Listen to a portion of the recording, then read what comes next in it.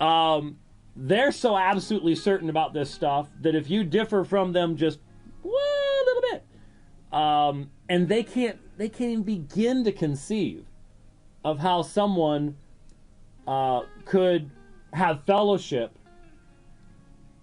when you disagree about something obviously far bigger than that. Of course, for them, I suppose that's just one of the biggest things there is. But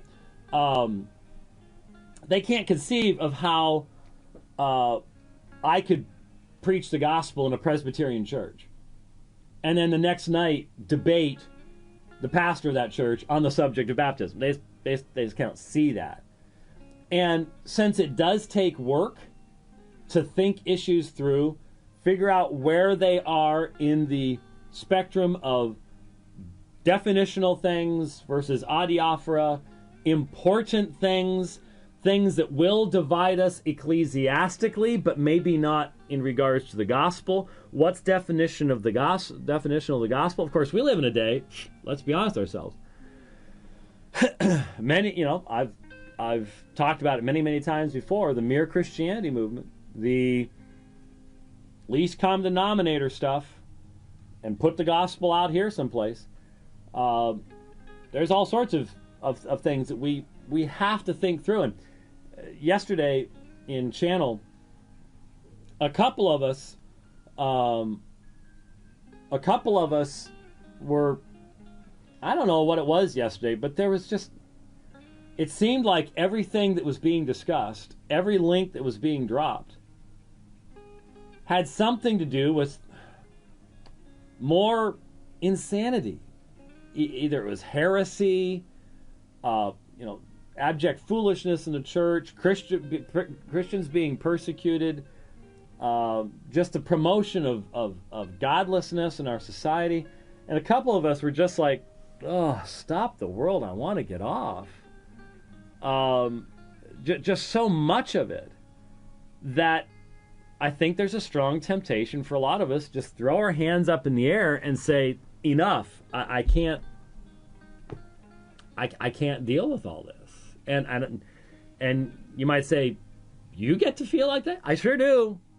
Yeah, you bet. Sometimes it's just like, there's too much. And for me, of course, I always have people saying, you need to go study this, and you need to debate this person, and you need to start talking about this, and you need to go research that. And some of those things I'd like to research. I really would. There's one particular movement. I'm not going to mention it right now because then everyone's going to jump down my throat and expect me to have something done and who knows when. And I'm so far behind on everything else, I don't know that I could ever do it. But there is one particular group I'd like to be researching right now that I've never addressed. But you got to understand, we're a little different than any of the major ministries that you're familiar with. There are major parachurch ministries and organizations in this nation that have multi-million-dollar a year budgets. Multi-million-dollar a year budgets. They could buy and sell us on the interest on their savings account. Okay? I don't have anybody to do research for me. If there are some folks that will help me with certain things, and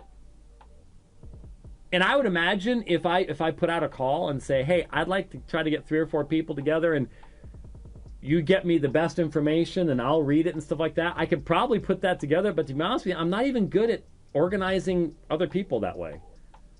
And so it's a bit of an issue there. But anyway, I just chased a rabbit.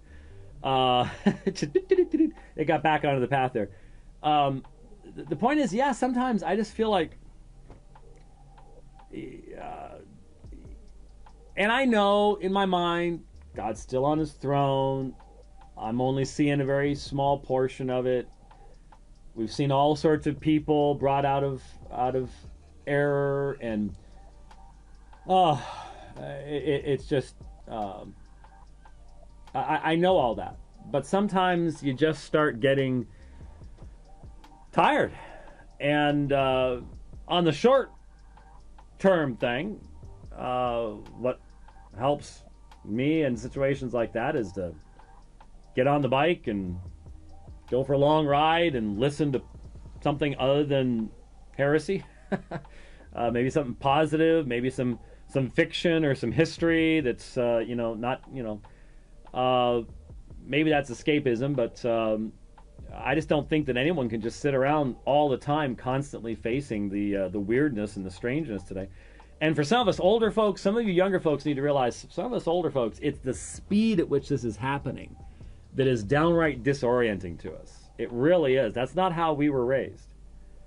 Generally, one year was pretty much like the next year, and you could sort of count on that. Now, you can't count on things being the same for 6 months, let alone a year or 2 years or anything like that.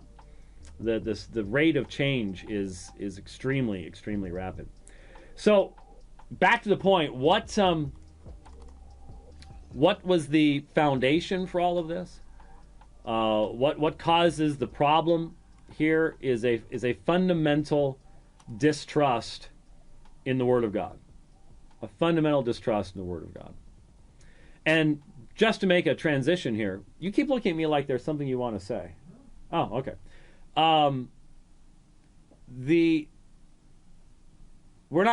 It's not just apostates that have a fundamental distrust. It's not just former Christians that have a fundamental distrust. But our Muslim friends have a fundamental distrust. Not, and this is what's weird to me, not in the idea that God can speak. Because that's a given. They believe that he has in the Quran. But the problem is the Quran specifically says that that's not the only place where he's spoken. And yet, I would argue for the vast majority of Muslims today, functionally, that is the only place where God has spoken, for them.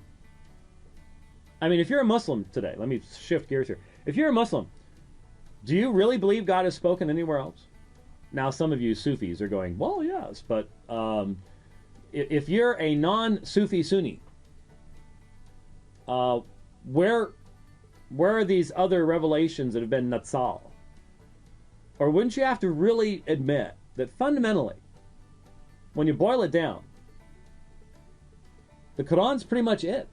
Because if you look at anything else, if you look at the Torah, you look at the Injil, you have to look at it through what? The lens of the Quran. It's the corrector, right? And I posted a little. What I did with this is I've got this program. It's really a cool program on my phone. Rich likes it because